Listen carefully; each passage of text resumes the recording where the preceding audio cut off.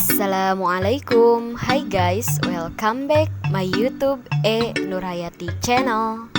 Sebelum kalian nonton dan dengerin cerita ini, jangan lupa subscribe, like, comment, and share.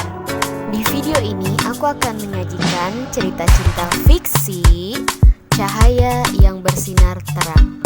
Langsung aja, kuy, dengerin ya baik-baik.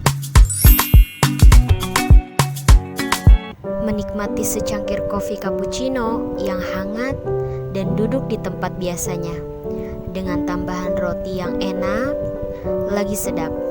Inilah penenang bagiku. Setiap kali aku selesai bekerja dan kuliah, aku seorang mahasiswi di salah satu universitas terkenal di kota ini.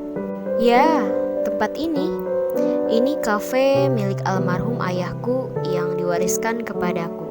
Kafe ini selalu ramai karena menu harga padanya yang bersahabat. Dengan suasana yang nyaman, tentu manusia-manusia akan berdatangan ke tempat ini. Para tetanggaku bilang hidupku dan keluargaku begitu enak dan serba ada. Ditambah rumah kami yang cukup besar di antara rumah-rumah yang lain di komplek ini. Ya, hanya rumah kami yang besar. Namun, isinya hanya tinggal aku, ibu, Kariki, dan 2 orang pekerja.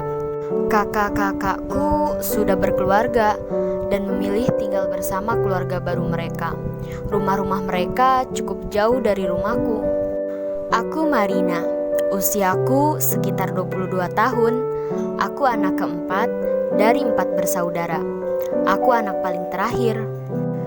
Kakakku yang pertama dan yang kedua itu perempuan dan sudah dibawa oleh suaminya. Kakak ketigaku seorang laki-laki, usianya sekitar 25 tahun.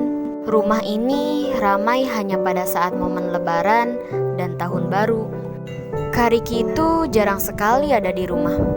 Paling cuma 1-2 hari aja dalam seminggu. Dia lebih sering di studio fotonya. Makanya kafe ayahku jatuh ke tanganku. Sebenarnya hidupku tak seenak yang kalian dan tetanggaku bilang dan pikirkan. Berat sekali rasanya aku memegang amanah ayah. Dan terkadang kakak-kakak perempuanku seperti iri karena kafe itu diwariskan padaku. Aku tahu mereka mungkin lebih pandai mengolah kafe ini dibandingkan aku. Aku masih muda dan belum banyak pengalaman. Kata ayahku dulu, aku lebih pandai dalam menciptakan rasa minuman dan makanan dan suka berkreasi dalam hal itu. Semenjak kafe ini jatuh ke tanganku, kakak-kakak perempuanku seperti berbeda padaku. Yang biasanya banyak bercerita, sekarang seperti kehilangan komunikasi. Setahun sekali mereka menjenguk ibu. Itu pun hanya menemui ibu, bukan aku ataupun Kariki. Terkadang kalau aku merasa sangat sumpek dan bosan, aku pergi ke studio Kariki karena hanya dia satu-satunya kakak yang mengerti perasaanku. Seseorang menghampiriku dan duduk tepat di hadapanku sambil memberikan senyuman terbaiknya. Aku kembali berbalik senyum padanya. Ada apa Kariki kesini? Tak biasanya, tanyaku pada pria tampan ini. Hanya ingin melihatmu saja. Jawabnya seperti ada sesuatu yang disembunyikan. Oh ya? Ya, buatkan kakak secangkir black coffee gih. Sudah lama sekali kakak tidak minum kopi buatan adikku tersayang. Suruhnya dengan rayu. Oke, sebentar aku buatkan dulu sambil ku beranjak dari duduk. Jangan lama-lama ya. Tak ingin pandanganku beralih pada objek lain.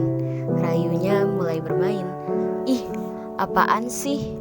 Makanya cepat punya istri, biar ada yang buatkan kopi. Ejekku sambil terkekeh pelan. Selesai ku buatkan kopi, ku sodorkan padanya. Silahkan diminum kakakku yang tampan. Thank you adikku. Gimana di rumah? Ibu sehat? Tanyanya sambil menyeruput secangkir kopi buatanku itu. Alhamdulillah sehat dan sepi. Kak, sering-seringlah pulang. Apa gak kasihan? sama aku dan ibu.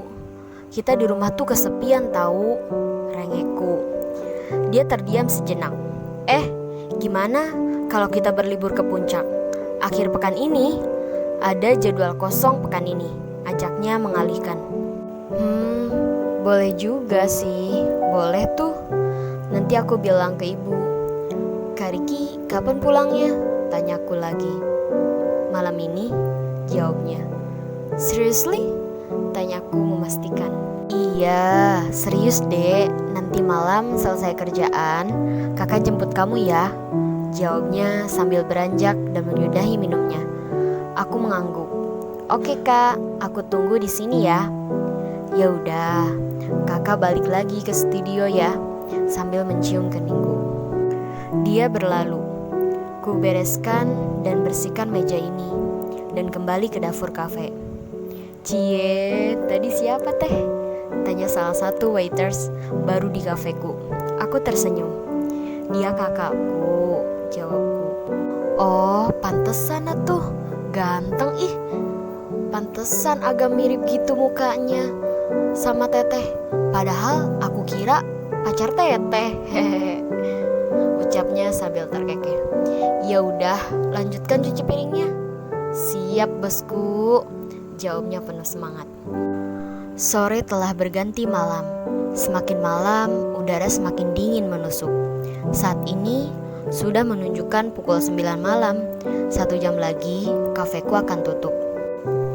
Teh, itu ada orang rese di depan kasir, ucap Minah terbirit-birit menghampiriku. Ada masalah apa? Tanyaku. Gak tahu. Tadi yang aku denger sih nyariin teteh. Mungkin teteh kenal, jelasnya. Kuhampiri orang itu.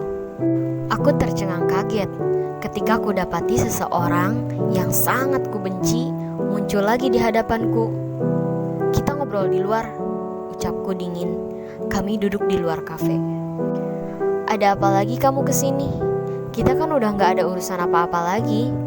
Terakhir ku bilang, jangan pernah usik lagi kehidupanku. Jangan pernah datang lagi. Belum cukup kata-kataku itu, ucapku tanpa menatap wajahnya. Iya, aku ngerti. Tapi please, kasih aku kesempatan buat memperbaiki kesalahan-kesalahan yang sudah aku buat.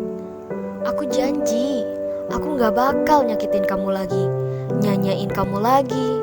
Dan aku janji, aku gak akan pernah buat kamu kecewa lagi, ucapnya yang tak membuatku percaya. Bullshit. Semua yang keluar dari mulut kamu itu hanya omong kosong. Gak ada lagi yang bisa aku percaya. Elaku. Suara klakson mobil kakakku. Kak Riki datang dan menghampiri kami. Hey bro, apa kabar lu? Gimana sama pelakor? Enak gak? Pengkhianat dan perusak itu gak akan bertahan lama. Mereka akan hancur bersama-sama, ucap Kak Riki yang membuat pria brengsek itu pergi. Mau kemana lu? Main kabur-kabur aja? Malu ya sama gua? Dasar cowok brengsek lu. Gak bakal gua restuin lagi sama adik gua. Camkan itu, tegas Kak Riki sambil berteriak pada pria itu. Pria itu pergi dengan wajah yang cukup kesal mendengar ucapan Kak Riki yang seperti itu. Udahlah kak, kita pulang aja yuk. Aku udah pengen tidur, capek banget hari ini, ajakku. Ya udah, ayo. Tunggu sebentar ya, aku ngambil tas dulu. Kami jalan pulang. Selama di perjalanan, Kak Riki hanya diam. Kecurigaanku kembali muncul. Kak Riki kenapa sih? Kak Riki tuh gak bisa nyembunyiin sesuatu dari aku. Ceritalah kak, siapa tahu aku bisa bantu, ucapku membuka pembicaraan. Gimana ya dek? Kakak tuh bingung mau ngomong dari mana dulu, pusing juga, jawab Kak Riki sambil menyetir mobil. Intinya aja dulu, saranku. Sebenarnya cewek kakak hamil deh, jelas Kak Riki yang membuatku kaget. Apa? Astagfirullah, serius? Gak lagi bercanda kan? Tanyaku tak percaya. Serius deh, jawabnya dengan wajah serius. Ya Kak Riki harus tanggung jawab lah, parah banget. jelasku dengan sebal. Tapi nantikan kelanjutan ceritanya hanya di channel YouTube aku ya.